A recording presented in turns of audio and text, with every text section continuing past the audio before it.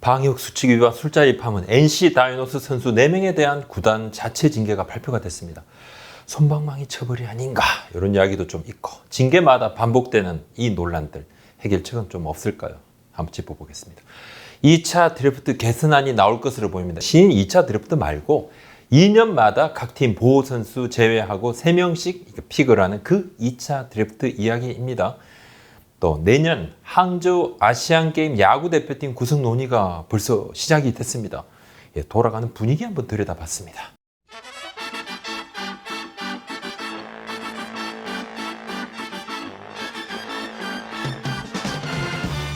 NC 다이노스가 지난 30일 자체 징계 결과를 발표를 했습니다. 원정 숙소에서 외부 여성과 사적 모임을 갖고 방역 수칙을 위반을 했죠. 이것이 시발점이 되고 이 선수들이 또 코로나19 확진이 되는 바람에 리그가 중단되는 초유의 사태를 초래를 했습니다. 박성민, 이명기, 권희동, 박민우 이 중에서 박성민 선수 50경기 추가 출전 정지, 나머지 3명은 25경기 추가 출전 정지를 받았습니다. 이들 3명 KBO 상무리로부터 72경기 출전 정지 1,000만 원 벌금. 이번 징계는 KBO 징계가 끝나면 이어서 받게 되고 박성민 선수는 122경기니까 내년 초중반까지 못 나오고 나머지 선수들 내년 시즌 초반까지 출전을 못하게 되죠. 자체 징계는 이제 경찰 조사 결과가 나온 다음에 하겠다 했는데 경찰 발표에 앞서서 징계가 나왔습니다.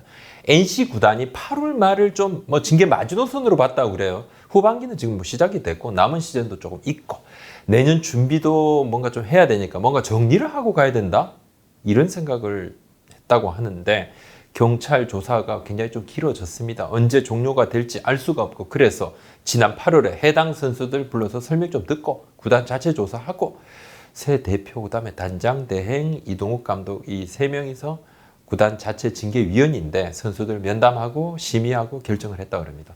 눈에 띄는 부분이 이동욱 감독이 선수 관리 책임을 물어서 이동욱 감독 10경기 출전 정지 벌금 500만 원 부과를 받았는데 지금 강인근 수석 코치가 감독 대행 맡고 있습니다.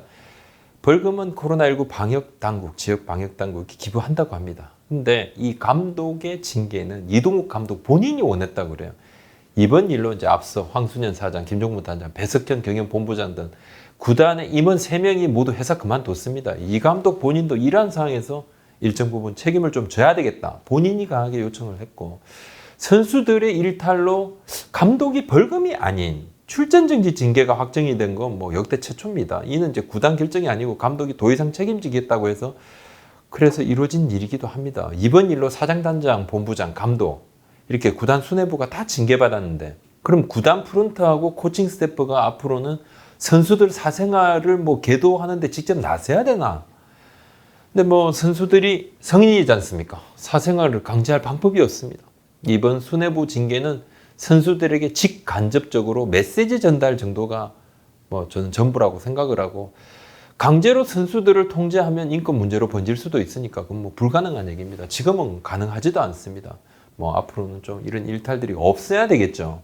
네. 생긴다 하면 이렇게 처벌이 되니까 조심하라 이렇게 강하게 이야기하는 부분입니다.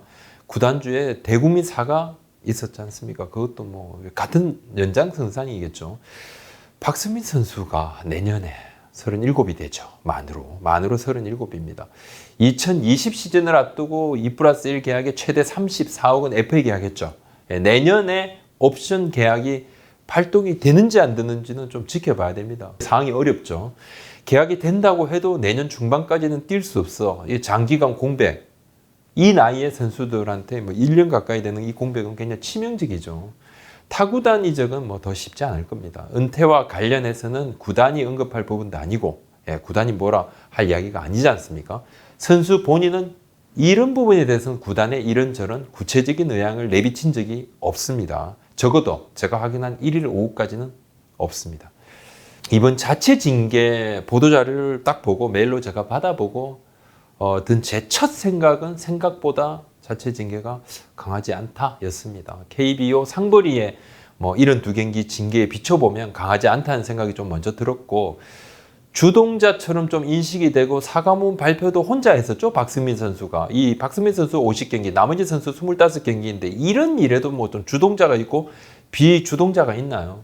그것도 조금 저는 의문이고 징계에 이렇게 차등을 두게 되면 그 징계의 경중하고는 상관없이 상대적으로 중징계를 받은 선수 뒤에 이렇게 경징계를 받은 선수가 조금 가려지는 그런 느낌이 있어요.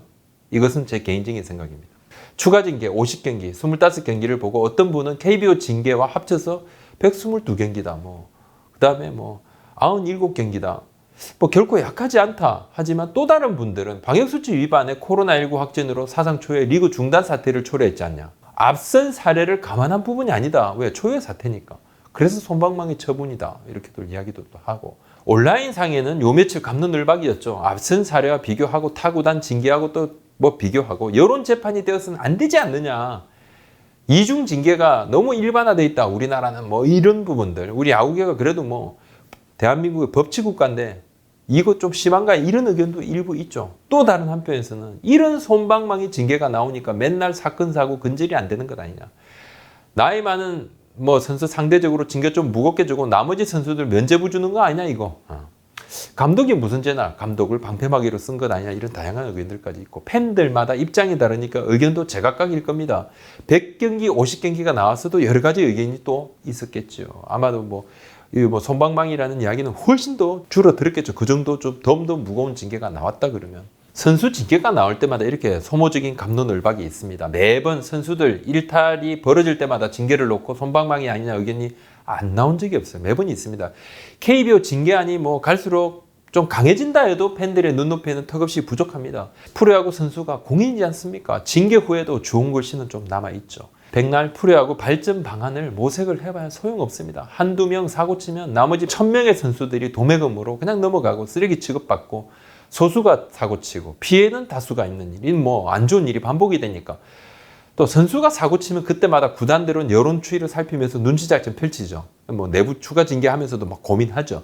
선수의 잘못에 대해서는 책임을 묻는 것은 너무 당연하고 구단도 내규가 있으니까 이에 따라 벌을 줘야 되는 것 정말 당연합니다. 하지만 그때 여론의 분위기에 따라 잣대가 춤을 추죠. 예전입니다. 지금은 조금 나아졌지만 예전에는 선수가 주전급이냐 아니냐에 따라 가지고 징계 수위가 좀 차이가 났습니다. 그 눈에 조금 더 드러날 정도로 이 선수가 징계를 덜 받는 그런 이유에 대해서도 구단이 좀 설명을 좀 강하게 어필을 하기도 했죠. 미리 자기가 자숙을 했다는 등, 자수를 했다는 등, 경찰에 먼저 신고를 했다는 등 이렇게 이야기를 하면서 최근에는 이런 분위기는 좀 많이 좀 개선이 됐습니다. 주전 선수라더라도 예외 없이 좀 징계가 되는 그런 측면들이 많아졌죠. 국가대표 선수도 마찬가지고. 이중 징계 논란도 있죠. 키움 같은 경우는 한현희, 안우진 선수 KBO 징계, 그다음에 구단 징계. 이때도 구단 징계가 솜방망이냐 아니냐 이런 이야기 좀 많았습니다. 근데 또 나와가서 홍은기 감독이 두 선수는 올 시즌 안 쓰겠다. 결국은 사령탑이 주는 징계까지 3단계 이렇게 징계가 됐고. 그래서 개선 방안 이야기가 나옵니다.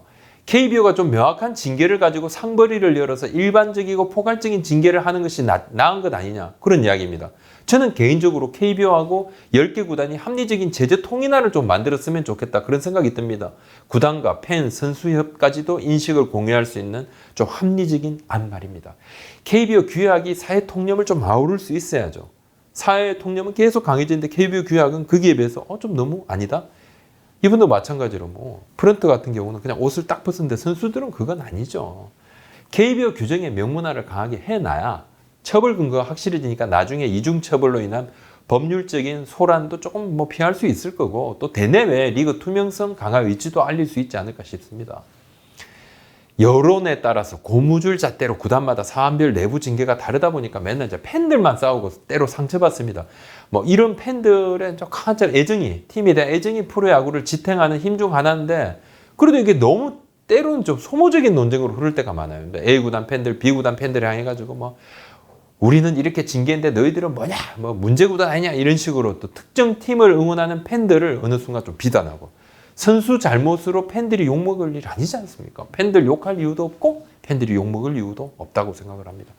KBO 관계자 얘기인데 KBO 일괄적인 제재 마련에 대한 이야기가 틀린 것은 아니고 그런 일리 있다. 그 다음에 선수 입장에서 보면 이중징계로 인식할 수 있고 또 고민도 있고 KBO가 인위적으로 각 구단의 내규 진행을 하지 말아야 할 수 있는 부분인데 이 부분들 구단하고 KBO가 좀 논의를 해야 되고 검토가 필요한 부분이다. 그렇게 이야기를 좀 합니다. 자, 2차 드래프트 얘기를 좀 해보겠습니다. 40인 보호 선수의 선수 중 팀마다 3명을 뽑을 수 있는 2차 드래프트. 그 2년마다 열리는데요. 올해도 열립니다. 네, 열립니다. 보완 작업 중입니다. 보완 작업 중입니다. 우리 채널의 KJH님이 부장 혹시 팀 보호 명단 40인 밖에 있는 선수 뽑는 2차 드래프트는 하는 건가요? 안 하는 건가요? 근데 이 질문을 주신 이유가 지난해 말에 실행위에서 2차 드래프트 폐지하자 그랬는데 이사회에서 유지하자 이렇게 번복했지 않습니까? 선수협에서 이사회의 이 의견을 유지 의견을 굉장히 환영한다 이렇게 의사를 밝혔는데 2019년 11월에 실행이 된 게 역대 5번째입니다. 2년마다 한 번씩 열리니까 문제는 특정 팀 예를 들면 두산 같은 선수층이 좀 두터운 팀이 선수 유출이 집중이 된다는 점인데 지금은 뭐 두산도 수년간 선수들이 하도 많이 빠져나가니까 선수 없다는 볼멘 소리를 좀 하지만 2019년 11월에 2차 드래프트 할 때 두산은 3명을 뽑을 수 있는데 1명도 안 뽑았어요. 근데 4명을 다 뺏깁니다. 순수하게. 또 키움도 1명도 안 뽑았죠. 두산은 예전에도 보면 유출 제한 선수 뭐 수치가 5명에서 4명으로 이렇게 바뀌었는데 이 수치를 꽉꽉 채워서 내주기도 하니까 불만이 있을 수밖에 없었죠. 팀마다 불균형이 심하니까 폐지안이 나왔고 선수들에게 이제 뭐 그래도 뭐 출전 기회를 부여한다는 측면에서 플러스 요인도 있으니까 뭐 좀 존속해야 되는 의견도 있었죠. 지금 KBO에서 그래서 보완 작업을 하고 있습니다. 현재 문제점은 특정 팀의 유출이 집중되는 것, 그다음에 또 막상 데려가서 쓰지 않는 부분들. 메이저리그 룰5 같은 경우는 데려가면 의무적으로 등록을 해야 되거든요. 우리는 이제 의무 등록 조항이 없습니다. 선수를 이렇게 빼간다. 그런 느낌만 좀 있어서 이 두 가지에 대해 보강 방안이 고민 중이고 거의 완성 단계랍니다. 다음 이사회에서 최종 논의가 된다는데 그러니까 특정 팀 유출 쏠림 현상을 보완하는 것. 그 다음에 영입을 해간 선수를 활용을 하는 것. 억지로라도 강제하는 이 부분들. 그것이 보완됩니다. 아시안게임 야구에 대한 이야기가 조금 논의가 되고 있는데 올림픽에서 야구는 이제 뭐 당분간 없습니다. 파리 올림픽에서 야구 정식 종목 제외가 이미 됐죠. 뭐 언제 다시 정식 종목이 될지도 모릅니다. 도쿄올림픽이 마지막일 수도 있고요. 내년에 중국 항저우에서 열리는 아시안게임, 아시안게임은 야구가 정식 종목이니까요. 이 야구 대표팀은 좀 어떻게 구성될까요? 지금 KBO가 리그 활성화 방안하고 팬서비스 강화 방안 그리고 대표팀 경쟁력 강화 방안을 같이 논의를 하고 있습니다. 우리가 도쿄올림픽에서 소를 잃었죠. 미리 외양간을 고쳤으면 소를 안 잊지만 그래도 소를 잃었으니까 외양간이라도 이제 고쳐야 됩니다. 하지만 이제 잃을 소도 안 보입니다만은 여하튼 자 그렇다 팔렘방 아시안게임이 끝나고 난 다음에 리그가 중단을 하고 난 뒤에 보니까 너무 안 좋은 일들이 많았어요. 그 당시에 대표팀 선발 논란도 있었지만 야구 인기가 리그 중단되고 나니까 다시 시작을 하니까 이게 막 인기가 빨리 살아나지가 않는 겁니다. 리그 중단되면 재개돼도 분위기가 달아올 때까지 꽤 긴 시간이 걸렸어요. 그래서 리그 중단이 안 좋구나 이렇게 그때 알았습니다. 근데 이번에도 지금 리그 중단이 뭐 거의 한 달 가까이 되다 보니까 지금 굉장히 고민들이 많죠. 내년에는 아시안게임이 열려도 리그 중단은 안 됩니다. 이미 자카르타 팔렘방 아시안게임 끝나고 향후 아시안게임 때는 리그 중단 안 하기로 했거든요. 결정을 했거든요. 대표팀 구성에 대해서는 그때 명확하게 100% 이렇게 틀을 만든 것이 아닙니다. 대표팀 구성은 여러 고민을 하고 있습니다. 아마 협회가 주축이 돼서 꾸릴 건지 계속 KBO가 도맡아서 할 건지 좀 논의 중인데 하지만 이제 항저우 아시안 게임에 일본이 늘 그때 뭐 실업팀이죠. 일본의 실업팀, 사회인 야구팀 뭐 이 선수들을 주축으로 해서 온다고 해도 이 선수들 수준이 꽤 높고 또 대만이 프로 선수들이 오면 굉장히 강합니다. 그래서 우리는 23세 이하 프로 선수들을 팀별로 좀 선발을 하고 아마 선수들도 포함하고 여기에 와일드 카드로 톱 레벨 뭐 선수를 한 3명 정도 추가시키는 방안이 좀 이야기가 되고 있습니다. 아직 시간이 있으니까 대표팀 강화 방안하고 그다음에 대표팀 전임 감독제 유지 여부 등 이 부분하고 좀 맞물려 가지고 논의를 좀 더 해 나간다고 합니다. 오늘 여기까지입니다. 구독, 좋아요 한번 도와주십시오. 고맙습니다.